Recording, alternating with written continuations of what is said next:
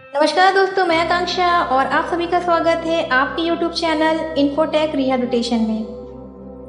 Guys, आज मैं फिर से लेकर आ चुकी हूँ चेतावनी भाग 6। जी हाँ दोस्तों, और बहुत अच्छा लगता है कि जब आपके कमेंट्स आते हैं, आपके पर्सनल मैसेजेस आते हैं कि हाँ बहुत अच्छी स्टोरी बनी है, तो अच्छा लगता है और फिर लगता है कि और भी अच्छी अच्छी स्टोरीज आप लोगों के लिए लेकर आऊँ।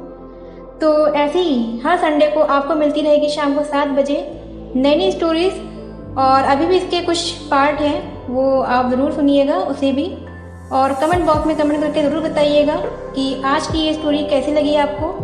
तो चलिए टाइम वेस्ट ना करते हुए आज की अपनी स्टोरी शुरू करते हैं। चेतावनी भाग 6। चेतावनी। श्रोताओं से अनुरोध है, इस सेगमेंट को अकेले में रात में सुने और कमजोर दिल वाले इस फाइल को ओपन भी ना करें। चेतावनी भाग 6। अदिति बोलती रही। इस सोसाइटी की स्थापना श्री सियाराम यादव ने की थी, जो एक व्यावसायिक थे। उस समय भारत में हाउसिंग सोसाइटी को बढ़ावा देने के लिए उन्होंने ऐसी कई सारी सोसाइटी बसाई थी। इसलिए सोसाइटी की स्थापना के बाद श्री सियाराम जी द्वारा सोसाइटी के प्रबंधकों को फंड मिलते रहे सोसाइटी को चलाने के लिए, क्योंकि उस समय भारत में हाउसिंग सोसाइटी का अधिक प्रचलन नहीं था और उनका शुरुआत ही वर्षों में बंद होने का भय था। इसलिए सियाराम जी इस फंड के जरिए सोसाइटी को चलाए रखने का प्रयास कर रहे थे, पर जल्द ही उनकी मृत्यु हो गई। इससे पहले वो इन फंड्स पर रोक लगा सके, इसलिए उनका फंड से बिना रुके सियाराम सोसाइटी को देता रहा। समय बदला, लोग भी बदले और उनके मन भी वक्त के साथ बदलते रहे। लालच आ गया सभी के मन में।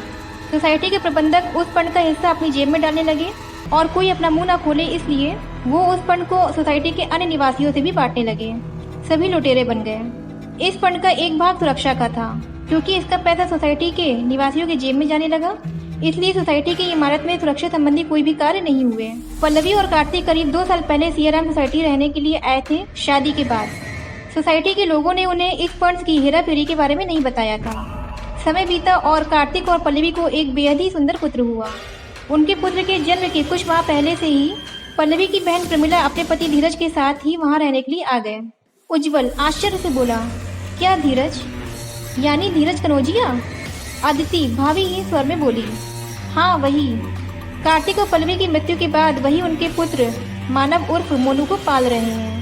हाँ, तो उस घटना वाले दिन कार्तिक और पल्लवी दोनों ही बाहर जाने वाले थे और उन्होंने मानव को उसकी मौसी को सौंप दिया था। क्योंकि इमारत में सुरक्षा संबंधी काम हुए ही नहीं, इसलिए वर्षों पुराने तार उपयोग किए जा रहे थे, जिन्होंने शॉर्ट सर्किट होने पर आग पकड़ ली और वो आग पूरे कमरे में फैल गई। देखते ही देखते कार्तिक और पल्लवी को आग ने अपनी चपेट में ले लिया और फिर वो तड़प तड़प कर मर गए, इन पैसों की भूखे सोसाइटी के निवासियों के कारण। उज्जवल बोला, पर जब ये सब पता ही है तो पुलिस ने किया क्यों कुछ नहीं? अदिति ने मुस्कुराकर कहा, कोई कुछ बताएगा तो ना।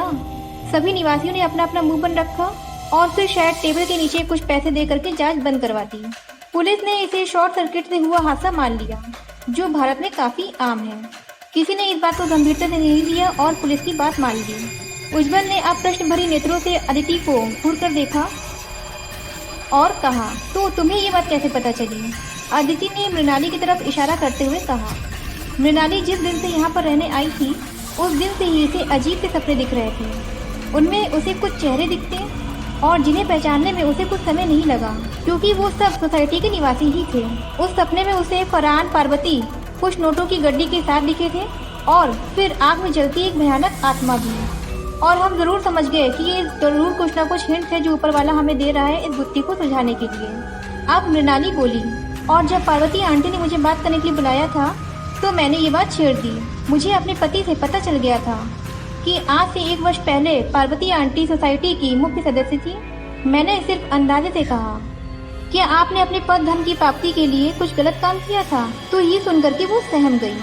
उन्हें लगा कि मैं इस बारे में थोड़ा बहुत जान चुकी थी, तो उन्होंने तोते की तरह ट्रस्ट में दिए जाने वाले फंड की दास्तां सुना दी।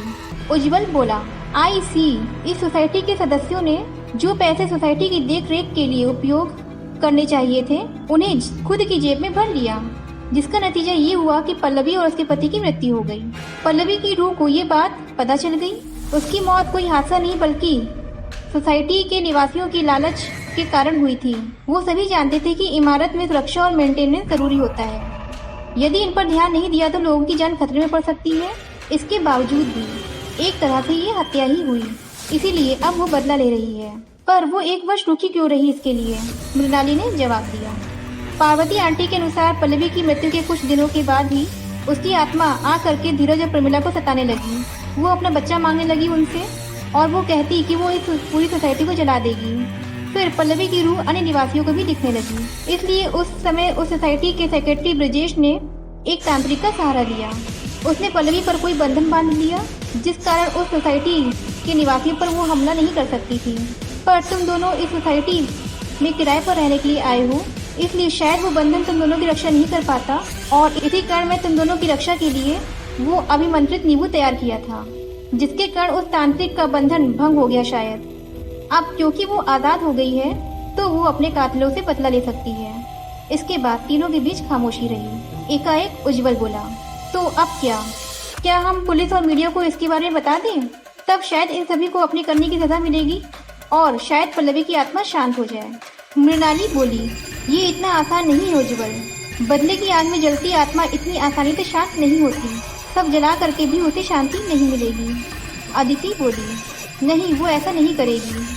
वो अपने पुत्र से बेहद प्रेम करती है और वो उसकी बहन के पास है।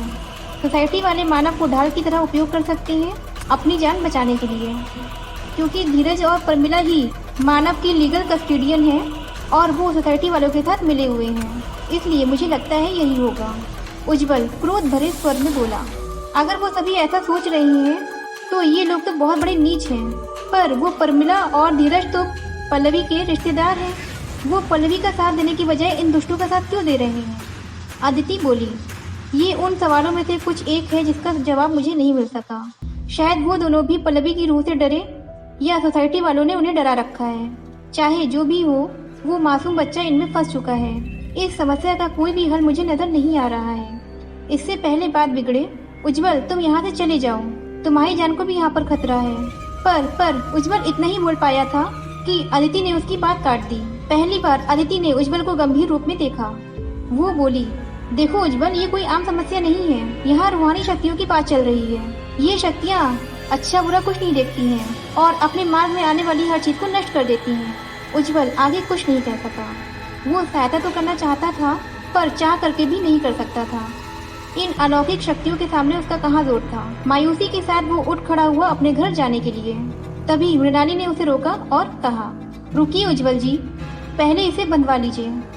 मृणाली ने उज्जवल के दाएं हाथ में एक धागा बांध दिया और कहा, ये अभिमंत्रित धागा आपकी रक्षा करेगा। उज्जवल वहाँ से चला गया। उसे काफी बुरा लग रहा था पल्लवी के साथ जो हुआ वो जानकर, और शायद उसे कभी भी इंसाफ नहीं मिल पाएगा इस ख्याल से भी। उज्जवल उतर ही रहा था लेकिन अचानक उसे एक ख्याल आया। वो वहाँ से अपनी मंजिल से ऊपर की मंजिल की ओर गया। थोड़ी तलाश के बाद उसे धीरज का अपार्टमेंट मिल गया। उसने डोरबेल बजा दी। द्वार फौरन ही खुल गया और खोलने वाला धीरज ही था। उज्जवल को अपने सामने देख करके वो बुरी तरह से चौंक गया। कुछ कहने के लिए उसने अपना मुंह खोलना चाहा, फिर उज्जवल ने ये कह करके उसका मुंह बंद कर दिया। मुझे पल्लवी के बारे में तुमसे बात करनी है। मुझे सब कुछ पता चल गया। धीरज ने उसे अंदर बुला लिया। उज्जवल धीरज की हालत देख करके समझ गया था कि वो भी उसी की तरह सो नहीं पाया था। अपने कमरे में उज्जवल को एक कुर्सी में बैठाते हुए धीरज बोला, बोलो क्या बात करनी है? उज्जवल बोला, जब तुम्हें सोसाइटी के भ्रष्टाचार के बारे में पता चला तो तुमने पुलिस को क्यों नहीं बता दिया सब कुछ? पल्लवी तुम्हारी पत्नी की बहन थी, तुम रिश्तेदार थे, फिर भी तुम चुप रहे। धीरज ने अब तक अपनी सिगरेट सुलगा ली थी। वो कश भरते हुए बोला, मुझे पता था कि ये बात कभी छिपी नहीं रहेगी और एक दिन बाहर आ ही जाएगी। तुम्हारे लिए ये कहना आसान है क्योंकि वो हादसा होते हुए नहीं देखा था तुमने। तुम्हें उसका दर्द और भय नहीं पता। मैंने अपनी आंखों के सामने ही मेरी साली और मेरे साड़ू को जलते हुए मरते देखा था। उनकी चीखें आज भी मुझे सुनाई देती हैं। वो मुझसे मदद की गुहार लगाती रहे। मैं भूत बना उनको सिर्फ मरते हुए देखता रहा। उनकी सहायता के लिए मैंने पास ही दीवार पर टंगा एक यंत्र जलाना चाहा, पर वो यंत्र खाली था। एक नकली यंत्र था जांच अधिकारियों को धोखा देने के लिए।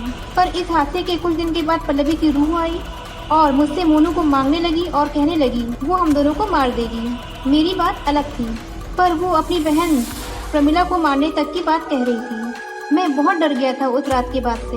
मुझे मोनू और प्रमिला की फिक्र सताने लगी। उन दोनों का उस हादसे में कोई भी हाथ नहीं था। फिर भला प्रमिला को वो क्यों मारना चाह रही थी? और मोनू तो एक बालक है, मैं उसे एक भूतनी को तो नहीं सौंप सकता था ना। फिर कुछ दिन के बाद सोसाइटी वालों ने मुझसे संपर्क किया और सब कुछ बता दिया।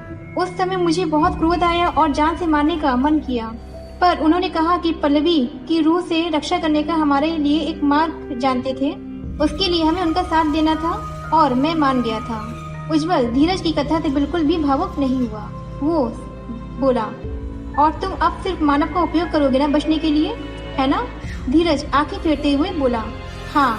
उज्जवल गुस्से में बोला, अभी तुम कह रहे थे कि तुम मोनू की जान खतरे में नहीं डाल सकते और उसी का उपयोग करके अपनी खुद की जान की रक्षा करने वाले हो। बहुत बड़े कमीने हो तुम सब। आखिर क्या करने वाले हो तुम सब? धीरज बोला, तुम्हें जो बोलना है बोल लो। मुझे पता है कि मैं इस दुनिया का सबसे नीच इंसान हूँ। मैं अपने सामने अच्छे मित्रों को बनने से बचा नहीं सका। उस दिन से मेरी इंसानियत भी लुप्त हो गई थी। जो थोड़ी बहुत बची है वो मुझे धिक्कारती है। अभी मैं मोनू की जान खतरे में नहीं डालना चाहता। भले ही वो मेरा पुत्र नहीं है, पर मैं उसे अपनी औलाद ही मानता हूँ। अगर उसके जरिए खुद की और सबकी जान बच सकती है तो मैं वो मार्ग जरूर उपयोग करूँगा। उज्जवल अब और गुस्से में आ गया था। वो चिल्लाकर बोला, आखिर तुम लोग क्या करने वाली हो उसके साथ? उज्जवल के चिल्लाने से पास में सो रहा मोनू कमरे में जाग गया और रोने लग गया।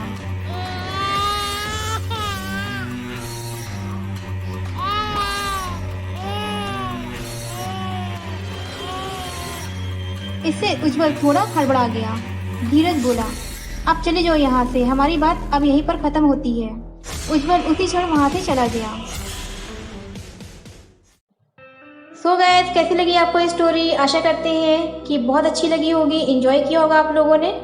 तो मिलेंगे नेक्स्ट संडे ठीक शाम को 7 बजे।